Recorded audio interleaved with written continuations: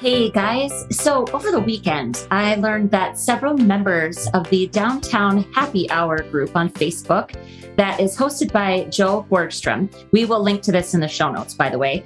I found out that there's several of them that are following along with us here. And so I wanted to give a special shout out. And if I don't say your name right, I will record an update. I can only assume your name, my dear, is Marjo. It's J-O. I'm just going to say it like I see it. Jaime, Terry, and Judy, I just want to say thank you guys. Thank you for listening. I love that you're finding value here. And it was such a, truly just a fun, delightful surprise. So I can't say enough how cool it is to hear that people from all over the country, all four of these people are from different states. And I also, of course, want to give a shout out to groups like Downtown Happy Hour that's pulling people together that have some shared vision, but mostly we're all just like in the trenches trying to figure this stuff out as we go. So again, link in the show notes. Check that out if you are doing any kind of downtown development or community development work.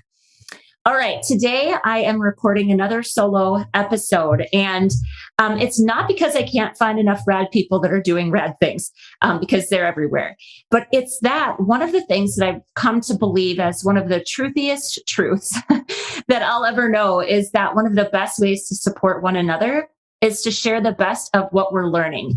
And ideally, if we can share those things and in as close to real time as humanly possible, all the better.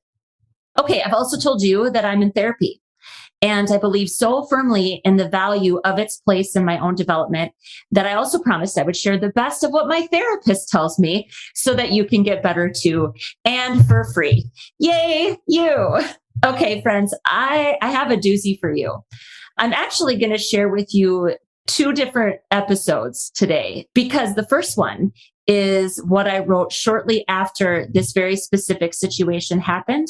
And then the second is the one that I was like, okay, here's what I really need to share about this after I had shared this situation with my therapist. The first one's decent, and two of the 3 points are still valid, but boy, oh boy, is her reframe not only valuable, but like the content of that is so much better. So I really do believe that the entire game of life is about people. Learning how to read, relate to, connect with, influence, and work with other people. This is the work that legitimately fuels my personal passion. And I swear one day I'm going to create something specifically to address the human development, social capital development side of this whole world for people in small towns. Because in small towns, our problems really aren't worse, like our people problems aren't worse than they are for people in urban areas. And I don't know if any of you have experienced this. I'm guessing you have, where automatically there's this idea that small towns breed small minds and small mindedness. And I know that it can feel that way at times. Like it can really feel that people are resistant to change in our communities. And so, that's why we're talking about change making in this podcast episode. But the truth is, all it is it's a problem of scale. So whatever people problems do exist in our communities, they just seem bigger because of the scale. When there's less people to absorb those challenges, the challenges will seem larger. So I wanted to start us out with that, just to remind you that if you feel like every time you turn around, you're getting hit in the face with a negative Nelly or a naysaying person, know that you're not alone. We all feel that way. That's hopefully why I'm really hoping that this feels as valuable to you as it did to me. A, you're not alone. And B, it's not everybody. There are people in your corner. There are people that see the hard work you're doing. And it just happens to be this unfortunate truth that the cheerleaders aren't often as loud as the detractors. It's just kind of the way it goes. And furthermore, I am going to say that this reframe that I got from my therapist actually it's catching me, and it's forcing me to realize that labeling people with negative labels isn't serving me at all. It's not helping me at all. Okay, so if I can ever obtain a new strategy to more effectively deal with people who are vastly different from me, then I'm all for it. And that's what I'm sharing today. So let me tell you about the incident first. And I'm not going to lie, I'm going to be I'm going to leave out some details because this isn't about running this person down at all in any way. I want you just to get the gist of what happened so you can feel the pain and I can show you what it felt like to me in the moment. And then I'm going to share what happened immediately after. And then I'm going to share how much better I am now that I've also talked to my therapist, and I'm going to share what she shared. Okay. So it can be, hopefully it feels like a little swing of growth for you too. Okay. So again, if maybe this is the first episode you've listened to. So I run a nonprofit. I founded and I'm the executive director of a nonprofit called Growing Small Towns. And of course, like, you may have found this podcast, and I encourage you to check out the work we're doing. But one of the contracts that our organization has is with our local economic development group. So what that means is my organization is the contractor. We're 1099, to do economic development services for my town. So it's not a county initiative, it's a community initiative. So I'm responsible for bringing new ideas forward that will drive the growth of Oaks. Some of my work is going to look like traditional economic development work, the idea of business retention and expansion, new resident attraction, helping people launch businesses, right? But because I'm me, some of it's going to look really different because that's what I'm hoping to do I've said, when people say like, what's your big goal, Rebecca? I'll say to totally redefine the way we think of rural economic development. I guess I'm just like a big shooter. I'm going to shoot for the moon, whatever. I can't do it the traditional way because it doesn't suit who I am. And so honestly, guys, time will tell. Am I the right person to do the work? I'm going to be honest and say, I don't know. Right. But this is what I'm doing currently. At this point, all parties have agreed we can do the work, or, Growing Small Towns can do the work. So I don't want to belabor the story itself, but I was working on this grant application for our community that, to be successful, would require the support of 5 different organizations in town. I'm sure all of you are like, well, of course, because like most grant applications require a show of some sort of community support. So my board knew that I was working on this and they were in support of it. And one of the biggest challenges here was that I waited until the last week of the week it was due to start working on it. And I'm telling you truthfully, it's because I literally couldn't do it any sooner. Like my time, and I'm sure you guys can so relate to this. I was getting to the point where it was like, okay, when is that thing due? January 31st. Okay, I got time. And it just kept getting pushed off and pushed off. So when I sat down to write this thing, I was hammering that son of a gun out. Like I was in it. I knew what I was doing. I was ready. And because I wanted to make it super simple for these organizations to say, yes, like we support this, I pre-wrote their letters for them. Okay. I sent them out to the five organizations. A couple days go by. I didn't hear anything from one of them. 3 came back right away. The 4th, the guy he was gone. So I knew it would take a bit. And the 5th was this individual. So I ended up seeing him at a meeting, pulled him aside and asked, hey, did you get a chance to sign my letter? And I'm not going to share with you like how the interaction went, but essentially he said no. He just said he wouldn't sign it. And it was mostly due to timing, felt like I was rushing it, all of that stuff. And I'm not going to lie, I was royally pissed. Like hot, like 0 to 60, just hot, because I had spent all this time and like, this is good for the community. And how can you not see this? And I'm not asking you, like, again, all the things that I thought in my head, like, and right away I labeled him. Okay. I labeled him as a roadblock. And that's like putting it nicely. There was a lot of expletives that flew out of my mouth, not at him. So here's the thing. I can keep my composure, but I was certainly stunned. And at some point I asked the question, gosh, like I didn't mean to be presumptuous or, I didn't mean to make assumptions and, but we're here and like, I can't apply. I can't move forward without your support. Is there anything I can do? Any information I can give you? And she was just like, no. So he wasn't going to budge. And he walked out of my office and I went straight to my computer and I sent emails to the other 3 parties that had said they would support it. And I told them that the timing wasn't right. I made the choice in that moment to choose my own energy preservation over something that would have been really great for our town. And that sounds super composed. I wasn't composed at all. I cried a little bit. I was so hot. I went home and I just unloaded on my husband. Like I bitched hard. And, because he's my spouse, he jumped right on the Rebecca train. Like he took my side immediately. I didn't sleep very well that night. And the whole thought was, I knew that some of his concerns were valid, but I couldn't believe that I couldn't, why couldn't I get him to work with me on those things? And I was so pissed off. And I wasted, that's the thing too, if he had just told me right away that he wasn't going to sign my letter, I wouldn't have done all the extra work that I did. So that was probably a lot of it too.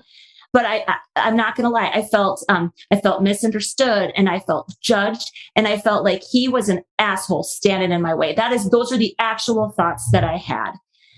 Okay. So the next day I wake up and I thought to myself, God, like what should I have done differently? So here's where my initial thoughts to that question became my first draft of an episode for you guys. So I'm going to tell you like those 3 points that I had written down right away. And then I'm going to share that I shared all of those. Like I shared everything I just shared with you and my episode outline with my therapist. And then I'm going to tell you how much better it got. Okay. So hang with me here. I know this is kind of deep. There's a lot of details. Okay. But so my first thoughts, I was like, okay, I had been told no, and that's rejection. And whether we take it, like truly take it personally or not, the feelings of being told no can be kind of raw and kind of hard to move through. But after a little time had passed, like after I had really not slept on it, but stewed on it, we'll call it stewing on it all night long, I realized that his no, opened up something for me. And I realized that by not pursuing this grant, that I also would get all the time back that I would have spent implementing the work of the grant. Like him saying no means I don't have to work with him on this thing going forward. It would have involved him. And so I was like, well, gosh, I dodged a bullet. That's how I saw it, right? I dodged a bullet. I told myself that I could find probably 10 other ways to earn that revenue without the suck on my energy. And that's really point number one. When you get a no of any kind, it's helpful to think about what opens up for you because of that no. Like, what do you actually get back? If you really can step back and think about it from that standpoint, more than likely, there's going to be something that you gain from what, instead of seeing it as a lost opportunity, there's now room somewhere in some way. And that's what I urge you to look for. Okay. Point number 2, because I'm me, I'm probably going to struggle for the rest of my damn life with this, the balance of knowing when I'm forcing something versus just pushing us to be better. That's challenging for me. And I swear I'm probably always going to struggle a little bit. So before talking to my therapist, I decided that I would know if I was forcing something, if I was trying to go where my energy wasn't wanted. Because I've said this before, it is my mantra. It's been my mantra the entire time that I've been building up this nonprofit. It's work with the willing and love the rest. So I decided that, like, okay, even if my idea or the thing I'm trying to move forward is stellar, it won't matter if others aren't willing. Right? So timing is everything. And if the energy doesn't align, maybe the timing's not right. All in all, not a bad thing to consider. So point number 3, here's that there's a difference between, this is the point that I had written down. This is all talking prior to talking to my therapist.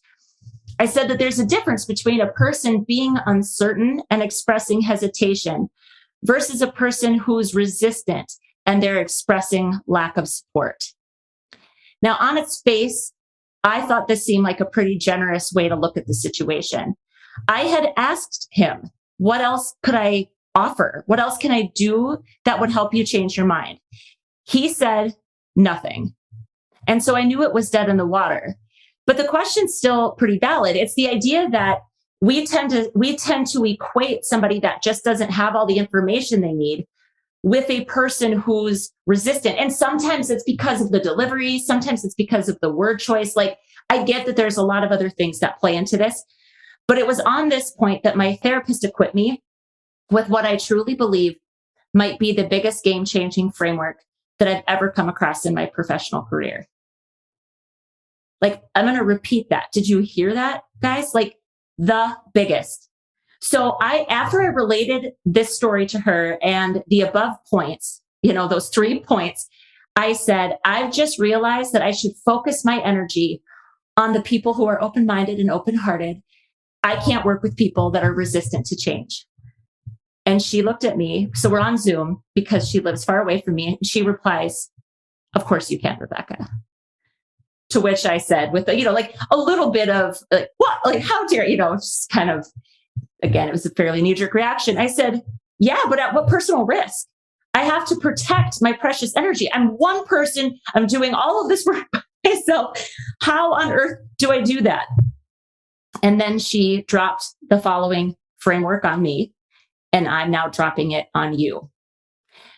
So what she shared with me are the 5 stages of change. Now, I was a corporate, training consultant, organizational development consultant.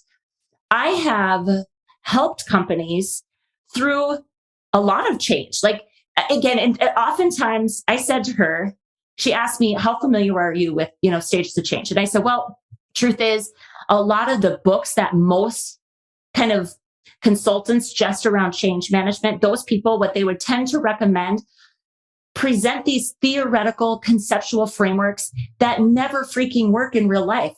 And I've never found a change management process or tool that felt super helpful to me.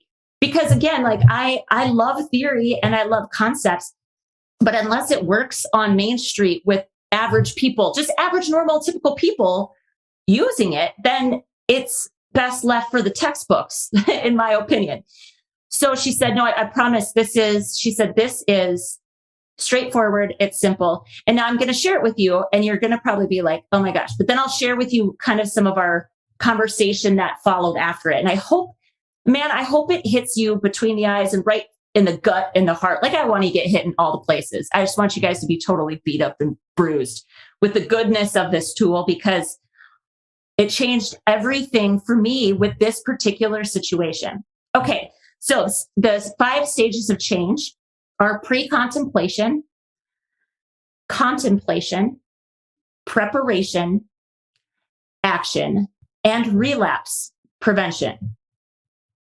And then what she shared with me is, as the person driving a change. So sometimes, looking at this, sometimes the changes that we're trying to make are driven internally, right? It's not something that someone's presenting to us as an idea that we could adopt or not adopt. Sometimes, a great example, I hate to always use it, but it's deciding to lose weight. So that's all motivated internally. How we get it, and again, we'll kind of walk through this, but so it's the person driving the change. So if that's you driving a change, or you're trying to create change outside of you and you need to get other people on board, this is the stuff that people need at each stage of change. Okay, so then we can talk about this. So in number 1, in pre-contemplation, people aren't even really thinking about it yet because it hasn't really occurred to them. Okay, so the first thing they need is information. So we're going to take both my example, the real life example that I experienced where I'm trying to create this change for someone else, and the weight loss example. So in pre-contemplation for this grant, they would need to know that the grant is even available, because they wouldn't know that it's something we could apply for and create as a way forward if they didn't know it existed. Okay. For an individual, your pants would suddenly, like the pants you've worn before, would suddenly have to not button. Like you'd have to have some, or you look at a picture of yourself and go, oh, I'm not so happy about that. Or whatever it is that hits you where you go, oh, that's pre-contemplation. You need something to hit you that makes you think, gosh, maybe there's something I should do about that. That should make sense, right? Okay, stage number 2, contemplation.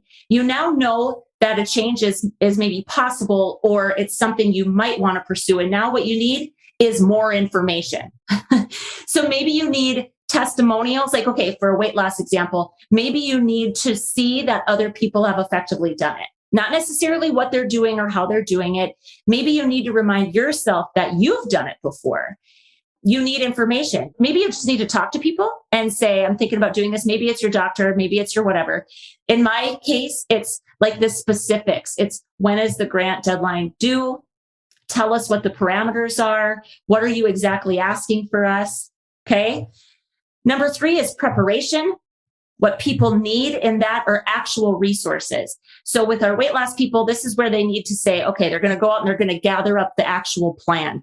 So they're moving out of just thinking about doing it to kind of actively making plans to do it. It's different than just thinking about it, right? So they're gathering their tools, the tools and the resources that I would have been giving this person for this grant would have been the letter that I wrote them. I wrote a letter to make it easier for them to support it. So again, we'll come back, but that would have been a tool. It would have been, again, maybe my whole proposal would have been something that I would have had to give to them, right? Number 4 is action. What they need at that point is support and encouragement. So again, as the person trying to lose weight, you need to figure out a way either to support yourself and encourage yourself. Like if you give yourself tiny little wins when you hit certain milestones, or you get an accountability group, let's say, and they do that for you. In this case, it would have been constant checking in and saying, here's where we're at. Here's what we're doing. You guys are doing great. Lots of emails, lots of follow-up. Relapse prevention is simply about trying to do everything we can to prevent the old habit from taking over. So obviously that's pretty clear what you do when it comes to weight loss. In my case, it's what they need is support, encouragement, sometimes coaching, sometimes evaluation or analysis of what plans being implemented, and then what adjustments need to be made to get better results. So relapse prevention isn't exactly as clear with my grant proposal, except it's like, okay, we're moving forward, we're doing it. And then after the fact, if we got the grant, it would constantly be reminding people why we're doing it. Constantly, again, just saying, is the way we're doing this working? Keeping everybody in the loop, making sure that there's a lot of feedback loops present. Okay. All right. So thinking about this, I'm listening to her and I said, so my big mistake, if I made one, and I looked at her and I said, I feel confident that this went exactly as it ought to go. Like it went exactly as it was supposed to go. And she said, that's very wise of you, dear. She sometimes tells me I'm wise. Maybe that's why I like her so much as my therapist. I don't know. But I said, I definitely could have done this differently. And because I don't get to not work with this person, like hands up, friends. How many of you work with people that you really struggle to work with, but you don't get to just stop working with them because they're difficult for you, right? Like this is the thing. I said, what I realized is that by the time I came to him, in my mind, it was like I had moved through pre-contemplation, contemplation, preparation. I was in action and I came at him from a place of action. When he could have been in contemplation because he knew this grant existed, but he had no idea like what I wanted to do. And okay, like here's where, as the shittier part of my personality, I want to say, well, God, like I've been doing all this work for so long. Like, why wouldn't you just trust me? But then what I'm doing when I do that is I'm labeling him. It isn't, I have to, the processes, the steps, like the stages, what it allows me to do is just to take a giant step back and say, okay, what stage is he likely in? And you may not know, but like I could have asked better questions. And to begin with, I wouldn't have approached him the way I did. So what I would have done instead, if the deadline had been tight, I would have picked up the phone or tried to see him in person. And I would have said, hey, I know this is really last minute, but I'm working on this grant. You probably know that it's out there. I think we could get this for the community. And here's what I'm thinking we should do. What do you think? Then it would be a dialogue and he'd be in at the beginning. And again, it sounds like, well, obviously you would do that. But I think sometimes we don't. Like we think if we just take care of details well enough that people will get on board because we kick ass at our jobs and we work hard and we're smart and we're efficient and we're effective. But it's not giving people the time they need to move through these stages. Now, again, like all I can say about this is the end outcome and result still maybe would have been the same. But when she talked this through with me, what this helps us to do or helps me to do is really attack the problem and not the person. Think for a minute with me, friends, about the difference between seeing this individual as a power-hungry asshole who doesn't want our town to be progressive, versus an individual who's in the pre-contemplation stage of change. I mean, come on, like think of the difference. Like if I was able to just be like, oh gosh, like that's totally fair. You're way back here. I'm way up here. Why would I expect you to love this? Like it's just, I don't know, guys, like maybe I'm just simple. Maybe I'm a simple-minded person and this like just hit me harder than it would if I were smarter. I don't know. But here's what I know. If we can objectively see people as being in a stage of change, at least we have a way forward. Always, always, always, if we remain curious versus accusatory, we're going to get further. So like in the end, if I'd known this ahead of time, it might not have changed my outcome because there are a ton of other things at play. There's the interplay between two people is not simply just the stages of change. Okay. There's personalities that can be conflicting. There's priorities that can be conflicting. And there's timing challenges. No matter what, there's a confluence of factors that help us be successful in these kind of endeavors. But I'm telling you, if I had known this sooner, I never would have approached him the way I did. And I think it at least would have been less of an uncomfortable, unpleasant exchange between us. So I'm still probably going to vent to my husband and my closest loved ones when people piss me off, because I know they will, because I'm doing the kind of work that just kind of guarantees it. Like, I don't know, maybe someone out there, maybe one of you is listening to this and you do this kind of work and you never step on toes, overstep your boundaries, or make anybody upset. If so, please reach out to me and tell me all your secrets, and then I'll have you on the show and you can make us all smarter. I really think this is a common thing for all of us.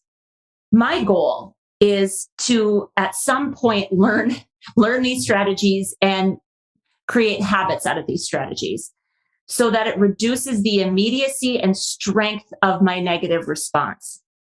If I'm able to take a full step back and think about the stage that they're in, it's going to help me identify what they might need. That will drive my questions. I'll get better questions, and eventually I'll get better results. I'm probably still going to call people an asshole at times. But for me, this truly is game changing to think about all the changes I'm trying to initiate in all the areas of my life. You know, ultimately what this process lets me do, and I really thanked my therapist. I just couldn't stop thanking her for sharing this with me. It allows me to be generous of spirit, and it allows me to offer more grace than what might even be deserved. And that is who I want to be in the world.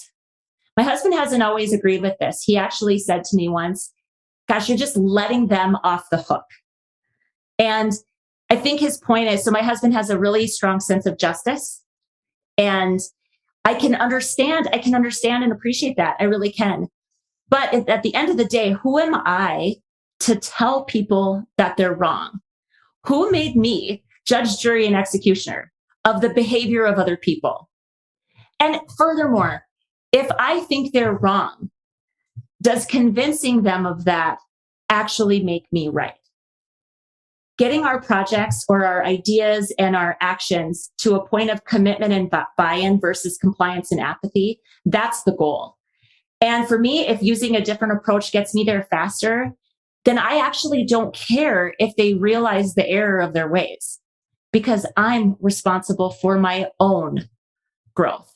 Guys, I hope that you find this process as immensely helpful as I did, because here's the last bit of real life example. Again, this example, it carried out. I've said this before, that in a town of 1,800 people, which is how many people live in my community, a lot of the mainstream advice for self-development, things like respect yourself enough to walk away from people who drain your energy, and like F the haters, like that kind of advice, it's trite and it doesn't work in a small town, because it's pretty hard to do that kind of thing when you're gonna run into these people in the grocery store. And I've even said it, they might sit behind you in a church pew.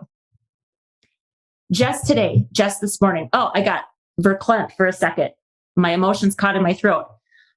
Just today, I kneeled at our communion rail in church, 4 people down from this individual. I can't tell you how amazing it felt to not harbor any resentment or ill will towards him, because I truly didn't. This reframe allowed me to see his actions totally differently. And we're not pursuing this project now, like it's dead, but I'm so grateful for the lesson.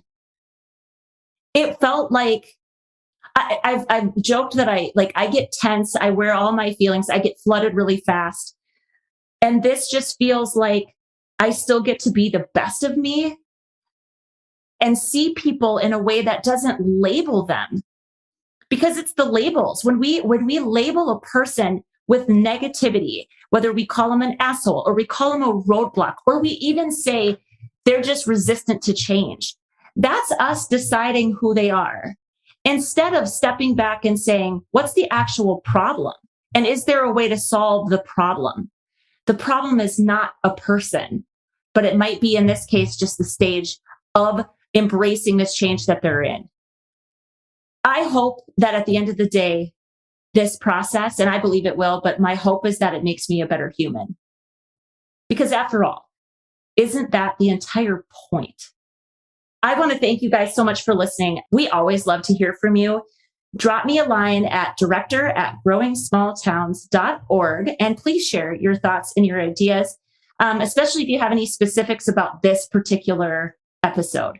I share these things with an open heart, and hopefully, if the person that I know that there's a risk involved in this, if the person who is the center of the subject of this exchange listens to this, they'll know that I'm talking about them. But I hope that they know. And if you're listening to this, I guess I'll just say that I would have done things a lot differently. And I hold zero resentment towards you for how this went down. And next time I'll do better, because now I know better. Thanks again for listening, guys. I am always cheering you on in your small town. Until next time.